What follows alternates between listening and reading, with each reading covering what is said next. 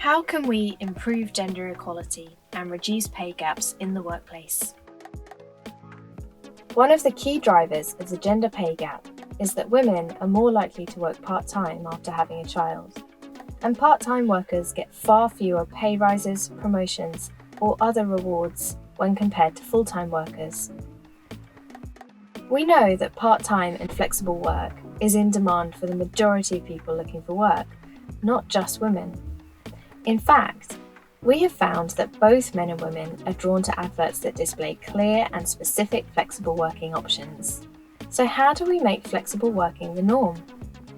We worked with Indeed, the global job site, to see whether we could encourage more employers to advertise flexible working arrangements in their job adverts.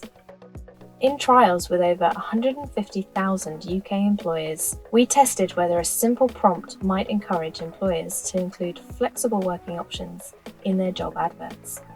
Employers who saw the prompt were 20 to 30% more likely to include flexible working options in their adverts when compared to those who didn't. And what's more, the jobs with the flexible working options received many more applications than those without. So we learned that advertising flexibly helps attract a wider talent pool. But what happens if you make all job adverts flexible by default? In March 2019, Zurich started advertising new vacancies as open to part-time work or for job sharing by default. 4 out of 5 hiring managers adopted this new approach. Over the course of a year, we looked at the data and found that across all of Zurich's vacancies, applications from women rose by 16%. And even more impressive, in their management roles, applications from women rose significantly by 19%. The new policy provided a sense of belonging in the organisation for part-time workers and made staff feel under less pressure to work long hours. We also tested the impact of advertising management roles with part-time and job-sharing options at John Lewis.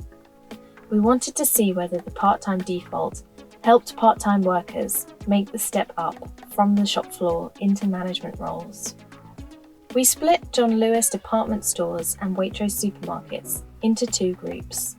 One group continued to advertise new vacancies as normal, usually as full-time only.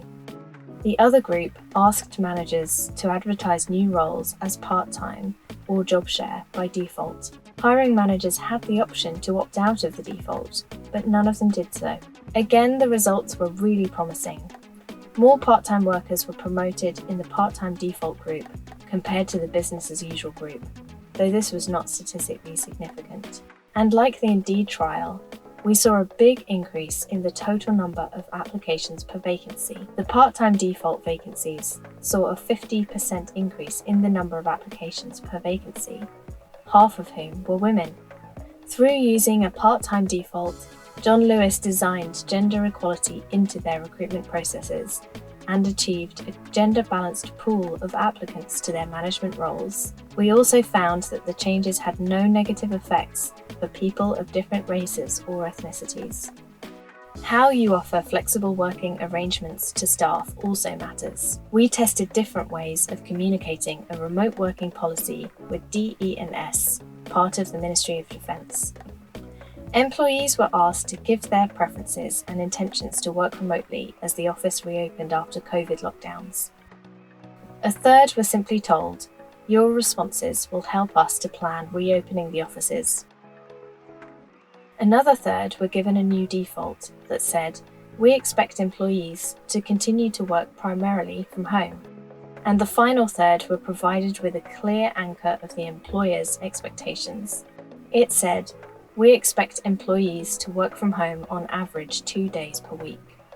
We wanted to measure the impact of this message as we knew many organisations were preparing to send a similar message to staff as lockdowns lifted. Overall, there was no difference in intended remote working days between the different messages. However, women reduced their intended remote working days in response to both the default and the anchor messages, whereas men's intentions did not change. These results imply that setting any kind of expectation for remote working may result in gender unequal uptake. In the end, the organisation told employees that they were a hybrid remote organisation, and they made it clear that people should make the right decision for them in deciding how much to work in the office or from home. Our data also showed that this could disproportionately help employees with a disability and with dependents at home. Finally, working with Santander, we tested a way of encouraging flexible working amongst men. Santander wanted to help both men and women in the organisation feel able to be open about their caring responsibilities. First, we asked men how much they would encourage other male colleagues to work flexibly in order to balance their work and non-work responsibilities.